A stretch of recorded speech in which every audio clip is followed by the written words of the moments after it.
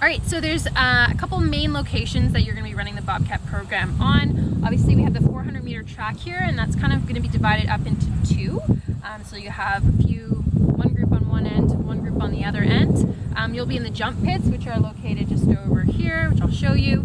And there'll be usually one group doing jumping, high jump. All the way at the other end, there'll be one group doing high jump. And then we have the middle here, middle of the track. Another group will be there, and then of course the 200-meter track, which I'll take you to, is where another group will be located. So we make the most of our space. You can take your groups on little trail runs. We have trails all in here for warm-ups, cool-downs, etc., or longer workouts. So make sure you follow that template that I provide on where each group is supposed to be located for each session. All right, so we're at the other end of the track now, and this is where the high jump area. So this is where you will take off the mat covers and set up the bar. So it's really important before Bobcats begins that you find a leader that can run the high jump sessions. So usually that's strictly their task for the season, is to run the high jump sessions, week after week. So it's really important that you find someone that can do that. I'm just going to help make the sessions run smoother, and then the leaders that kind of take on that group will just be there to help support. So that's high jump. Okay, so now we are at the 200-meter tracks, one of our other locations that you'll be running the sessions on. It is a bit of a ways from the 400-meter track, so really important that the Bobcat leaders kind of, manage their group as they're, coming from the stadium over to here.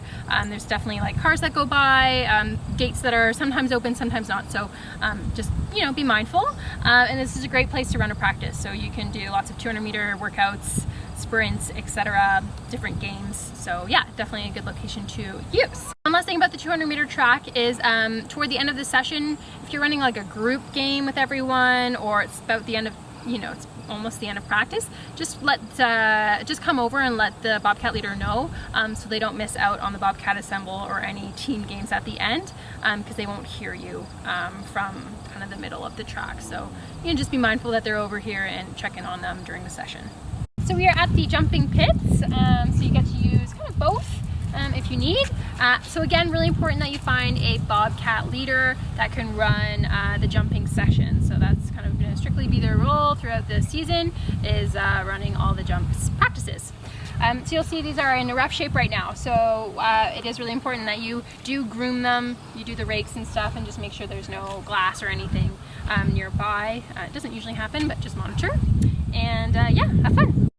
Alright, so now we are at the head of Loach's Trail. This is a great trail to use for warm-ups or any sort of longer distance workouts. If you want to have them do, you could do kind of like 400 meters along here, go all the way to the end and back, depending on the group. That's for like higher level grade 8s kind of workouts. But yeah, great trail to use, so please do use it.